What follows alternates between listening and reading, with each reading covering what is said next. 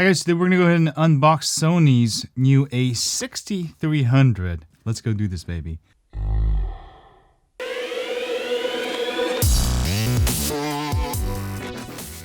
Alright guys, so this is the Sony A6300. This is the new $1,000 camera from Sony. This does 4K. It's got Wi-Fi, 24.2 megapixels, ISO from 100 to 25,600, 425 AF points, 11 frames per second. Pretty cool stuff. Let's go ahead and open it up. I know a lot of you know me that you love cameras. I actually own two Panasonic GH4s, FC1000, Canon 6D, Canon 7D, Canon 60D. So I love cameras. Anyway, here's the camera. Here's the camera. I mean, it's wow. It is like super small, super light. Compare this to my daily driver GH4. Now, one thing I notice is the build quality. Obviously, this is I paid $1,600 when I bought this. This feels a lot more solid. The build quality. This is probably not the best build quality, so it's a little bit more fragile. One thing I don't like about Sony's, because I broke the Sony RX104, the compact camera. I dropped it once and it broke. Right away, I noticed that it sort of feels cheap. But I mean, what's inside is what matters, not what's on the outside. There's a bunch of manuals, stuff we don't need. Right. Also in the box, straps. Probably not going to use those straps. I don't really like using straps. It's got a micro USB adapter rated for 5 volts, 1.5 amps. Probably won't need that either because I have a bunch of them. It comes with a lithium-ion battery. If you need extra batteries, you can go ahead and grab some cheap batteries on Amazon. I'll have links where you can get extra batteries. So let's go ahead and put this in. This camera uses Sony's E-mount. I am actually not going to use any Sony lenses because I mostly have Canon lenses because I started with Canon. So this is a Sigma 18 to 35 millimeter. I've got this EF E-mount. So basically it converts any Canon lenses so you can use it on the Sony E-mount. So this is an adapter. I'm going to go ahead and just simply plug it in. And boom shakalaka. So this way I don't have to buy new lenses for different manufacturers. I can keep using my Canon lenses. Also, when GH5 comes out, let's say it's a lot better than this camera, then I can go ahead and use my speed booster adapter for my GH4 on the GH5 and keep using the lenses. Of course, a lot of people like Armando, Kevin the Tech Ninja, they prefer to use Sony native lenses. But I don't like being tied to one manufacturer, and these nifty adapters make it possible. So this is an APS-C camera sensor size, right? Compared to like a full frame, it's a little bit more zoomed in. It's comparable to like Canon 7D, 60D, all the non-full frame Canon DSLRs. If you don't know what that means, don't worry about it. The reason why I bought this absolutely has, based on the tests that some YouTuber has been putting out, this has better low performance value per dollar per low light performance than any other camera right now. For $1,000, you can get some excellent low light performance. And low light is pretty much everything to people who make videos. For example, you wanted to make some videos perhaps in natural light indoors. Maybe there's barely any lighting, maybe just a candlestick, and you want to make this awesome high quality video. Now you're gonna be able to do it something like the GH4, but with something like A6300, you'll be able to get that much higher quality, shoot at much lower light. Overall quality is gonna be better with this one. Oh, I forgot to show you guys the sensor size. Check out the sensor size on there. That's pretty huge. Let's actually just compare it real quick with my GH4, which has a 4/3 sensor. So you can tell the sensor size is much bigger. Alright, so this is an APS-C sensor. This is a 4/3. So with a larger sensor, it means you'll be able to get much better low light performance out of it. I mean, the physics of it already is gonna beat the GH4. Let me just go ahead and power on this bad boy. and give you some of the things. As far as the LCD, it flips out upwards like this. You can always also go downwards. You cannot go sideways. That's the only thing I don't like about it. One thing I really love about the Lumix, if you're filming yourself or something, you can do that. You can rotate it. One feature that all the Sonys, I wish they improved upon. Alright, but other than that, it's a pretty awesome camera, and I've got it in movie mode now.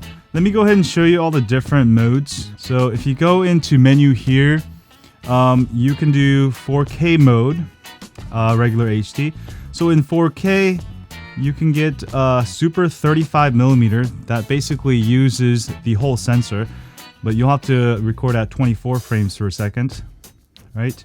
That's what it looks like at full 18mm on my Sigma lens here, right? So that's what it looks like. Now, if I wanted to do 30 frames per second, which is how I like to do it, it will actually crop out vertically. So you lose the top and the bottom a little bit. So to get really the most out of it, you'll want to record in 24 frames per second. So I may start doing that also. Now, if you wanted to do 1080p, you can do much higher formats. So if you go into XAVCS HD, right? Now you'll have a choice of 60 frames per second with a super 35mm, 30 frames per second at 50 megabits per second, 24 frames per second. Also, you can do 120 frames per second if you want to do a slow motion, all that good stuff. So that's actually pretty good for 1080p. I don't really use 1080p much, but for slow motion, that's going to work out great. For other modes, you got some other low resolution mode you probably never want to use. You can also do MP4 mode. There we go. All right, that's for just really saving bandwidth, but nobody would use that too much. If you guys are into photos, this is an awesome camera also. The autofocus is super fast, all right, even with my adapter, which actually supports autofocus. All right, the camera angle makes it hard. Next time in my review, I'll do a little bit more in depth. So focusing speed is pretty fast. One of the new highlight is the autofocus. All right, for videographers, you probably won't use autofocus anyways. So I'm not too into it, but I'm definitely gonna use this for taking photos also because I love taking time lapses, as some of you know. I don't want to make this unboxing too long. I just want to give you a real life performance of low light. So let me go ahead and turn off all the lights in my room here. All right, I turned off all the lights in my room. It is really hard to see anything here. I'm gonna put it into 4K 30 frames per second for now. Now I've got my FC1000, the camera I'm recording with. Now it's set to ISO 6400 and it's still not bright enough. So in situations like this camera is going to perform. So you can see the exposure meter at ISO 250, only -1. So I'm going to go ahead and increase the ISO until that looks bright enough for me to record it. So I'm at ISO 6400. You can see my exposure meter at +0. So that's about right. Right, that's at f1.7. Let's switch this here to 60 frames per second. So ISO 1000 looks not bad. All right, that looks pretty bright. Now I'm going to do the same test with the GH4. Now I have a speed booster on the GH4, which means you're going to get one stop of additional light. And you'll see that the A6300 outperforms even that. Aperture at 1.2 because of the speed booster, right? About 1000. So that's comparable. Now without the speed booster, the A6300 is going to be much brighter. So I actually bought the wrong mount for this camera. I was going to actually get the speed booster, but I accidentally ordered just a adapter, which doesn't give you that extra amount of stuff. So with the speed booster, this camera, it's an APS-C, it will turn it into a full frame. But let's go ahead and take a look here again. So it's actually brighter. You can see I can go a little bit lower. Now what's good with this camera is that you can bring the ISO like super high and still get very good quality. I'll have a full test on it, but you can see the ISO right now it's at 51,000. 200, so that's pretty cool. So in super low light, it's definitely going to outperform the GH4. All right, another reason I bought this one is because I broke the HDMI output, so I can no longer hook up my monitor. So I've got my FC1000 that's recording this right now. The FC1000, if you have an HDMI monitor going out, you can see it before recording, but once it starts recording in 4K, the monitor goes off, so I have to actually check. So if my video today is out of focus, that is why. I gotta keep checking back and forth. So hopefully this will also support 4K monitoring while recording. So we're gonna go ahead and test that real quick. All right, also there is a SD card slot here. I didn't show you earlier. Which way does it go?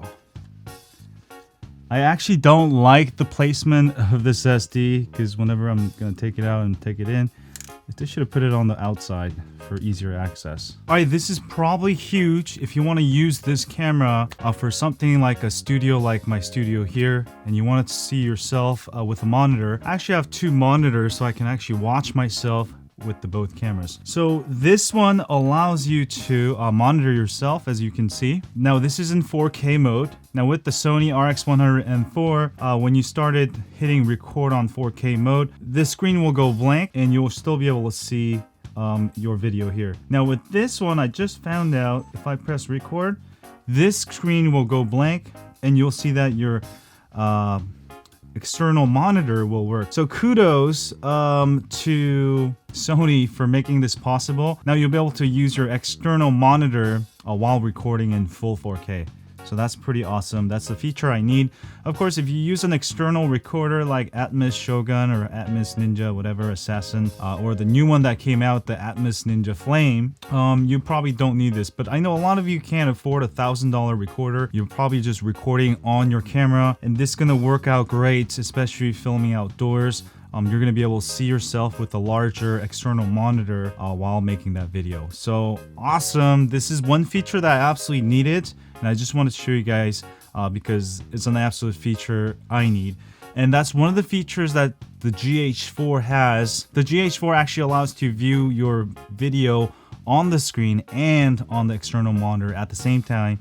In full 4K. All right, I think we covered pretty much a lot of things. There is Wi-Fi. You can go ahead and use Sony's Android app or iOS app to connect it as a remote, install more apps. But I want to show you all the different features inside the menus. All right, as far as the buttons, if you want to do it manually, there is a control button for aperture, and also you can go ahead and control the shutter speed using that if you're in manual mode for video recording. Also, there's some functionality buttons you can customize. There's a dedicated record button. I actually kind of like that. That's very easy to press. On the top, you'll have an on-off button, another custom button you can set.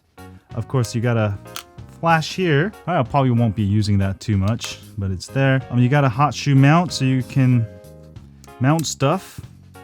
All right. There is a viewfinder. All right, if you want to use that. I never use it because I'm usually making videos, but this is going to be definitely useful for taking photos. Now, I usually prefer to use my Canon 6D because it's a full frame camera for photos, but with this one, I'll be able to achieve both. Full frame with the new speed booster. I got some new lenses coming. I can turn this into a full frame camera for photos and take some excellent 4K videos. So I'm looking really forward to that. There's an NFC for connecting to your app. On the front, that's pretty much it. Of course, on the bottom, you'll find a tripod mount. But like I said, I'm gonna go ahead and walk you through the menus. I'm in video mode, right? There's a menu button. Only thing I don't like about this camera is that menu button's way up here. Sort of, I have to go up here and press it. That's the only thing I don't like about it. I know the Sony RX104 had it over here somewhere. All right, so this is the menus. You can go ahead and choose image size of 24 megapixels, 12 megapixels, 6 megapixels. You can see that at this angle, I have to keep hitting the menu button up there, which is kind of annoying. All right, aspect ratio 3:2 or 16:9. If you go here, that's all the video settings I showed you, so I won't show you that again. But you can also do dual video recording. Now this feature is on most Sony cameras. Basically, you can record in high quality and it will give you like a low quality video. That way, if you want to upload straight to YouTube, then you can go ahead and use the low quality option. I don't really like using it that much. I usually edit my videos and upload, but the options there. HFR, this is basically a frame rate if you want to do like slow motion. If drive speed, you can automatic focus speed. You can make it fast, slow, normal. That's kind of cool. You have different steps. Exposure steps. So you can have different exposure steps. I would set it at 0.3. Metering mode, white balance, auto HDR, creative style. All right, this is where you'll be able to find S-Log 3, I think. No, not this one, sorry. This is just the different styles. All right, focus magnifier, long exposure, low noise. All right, movie. I set it at menu exposure. Of course, you can set it to shutter priority, aperture priority, or program auto. Manual exposure, probably recommend it for making videos. Color space, you can change this to Adobe or sRGB. All right, if you go into the next style here, you can have zebra on. All right, you can have like zebra 80%. What I want, focus peaking. Does it have focus peaking? Not sure. Yes, I think it's right here. So peaking, you can do peaking. All right, you can also set the finder monitor manually. I usually set it just to monitor. That way it won't switch back there. I absolutely need it. All right, release without lens, without card. Some options if you're using non-Sony lenses with cheap adapters. Priority sets in AFS and AFC. Autofocus. All right, different modes. Let me just go through all of these. This is where you can go ahead and set custom keys. Movie button. All right. Also, this is the Wi-Fi settings. You can send to smartphone, one-touch NFC connected to your Wi-Fi routers. You can connect this straight to the phone, just like all other Sony cameras out there. All right, this is for the play menus. Here is the main settings of these settings, the toolbox settings. You can change the color temp of the finder, tile menu, power save. Various stuff. You can change it to PAL, NTSC. HDMI settings, all right. Resolution, you can do 4K output, right, for external recording, 1080p, 1080i. We saw that earlier with my external monitor. All right, you can change the USB connection, what it does, language, pretty much basic stuff there. That's pretty much it. I mean, but this is a little beastly camera. Now, let me give you my first thoughts on it. What I like about it first, what I like is the low light performance. You know, I'll have to do further testing, but I was actually testing a little bit earlier and I could get much brighter photos, videos in low light. That's gonna be awesome. With my GH4, there are some limitations in low light. I go down to like 3200, 6400 ISO. I'm getting a lot of noise, grain. With this, I should be able to go a lot higher, so a lot lower light, so I should be able to give you better videos. Also, I do a lot of time lapse. For time lapse at night, you need great sensors, the best sensor you can basically get, the largest sensor, along with great low light performance. And this camera will definitely be my B camera along with Canon 6D when I'm doing time lapses at night. I'll definitely have a test of that also. That I like. The sensor size is bigger. Better low light performance. It's nice. I like the HDMI output while recording in 4K. That's going to be nice being able to see myself with an external monitor, since this monitor is sort of useless when you're like this. You can't really see it yourself. Alright, the menus I'm not a fan of. I feel like the menu buttons could be a lot more efficient, but it's not a huge deal. I'll probably get used to it. All right, I mean, I like that it's super light. I mean, without the camera lens, I mean, this is probably the lightest 4K, you know, professional grade camera you can buy. And of course, the biggest thing with this one is the price. For $1,000, you can basically have a performance of like a $3,000 camera like A7R2. I don't like the build quality. I just recently broke my compact camera. Even though that one's a compact camera, I mean, that was a $1,000 camera. It just broke with just one straight drop from like my pocket. The build quality on this feels really cheap. It's definitely, you'll not want to drop this. Compare it to something like a GH4. I mean, it just feels a lot more solid.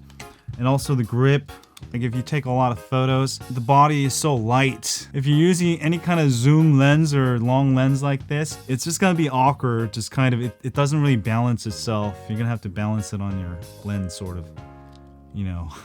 This puts a lot of weight between the adapter or between the lens and the camera. Well, I guess I'll get used to it. I wish actually it was a little bit bigger. I mean, I like it, it's light, but I just feel a little unbalanced. Maybe it's just this lens. Alright, autofocus is really fast. Oh, that's good. I don't really use autofocus much, but for photos, it's going to be very useful for those fast action shots. Maybe they'll start selling some external battery packs that you can go ahead and put it in, but I just feel like I can barely fit like 3 fingers there. This I feel like is small also. I actually have a battery pack for this and my Canon.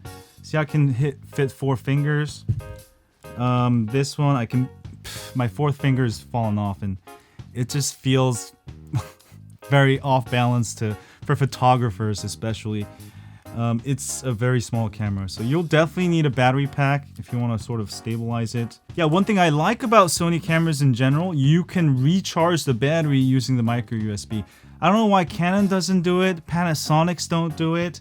You have to actually bring your battery charger. If you forget it when you go travel overseas or something, you can recharge this just using a micro USB or recharge it with your computer. So that I really like about Sony cameras. Again, I just don't feel like the build quality is there. I probably never want to get any kind of raindrop on here. It's probably not weather resistant. It just feels very fragile. Versus all my Canon DSLRs, I mean, they feel solid. You can drop those all day and they will perform. I mean, there's even videos on YouTube where that guy burns the hell out of it and still works. But the most important thing is the performance of the camera. All the stuff you get for $1,000. I would rather pay $1,000 than $3,000 or $4,000 for better quality. But if you take care of your cameras, you should be good. I just don't take care of my cameras that well. I'm used to banging them because I started with Canons, and those you can just bang around, never have a problem. Even the GH4, I feel like the build quality is not as good as Canon. This one just feels very toyish. Maybe it's because it's super light. But I like it. I love this camera. I'm going to definitely shoot most of my future videos with this, so check it out. I'll have in the description whenever I shoot with this that I shot with the A6300. But I'm going to definitely pick up a speed booster, which will give me additional stop and turn this into a full frame camera. That way I'll be able to get a wider view, which is what I want. I want to be able to get 4K full frame camera.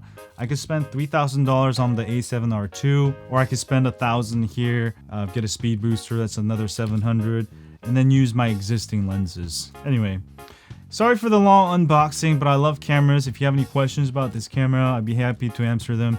Don't forget to hit the thumbs up. I will see you guys soon. I'll have a full review of this after I use it for like a month. Awesome camera. I'm looking forward to using this as my daily driver. Have a great day, and as always, I'll stay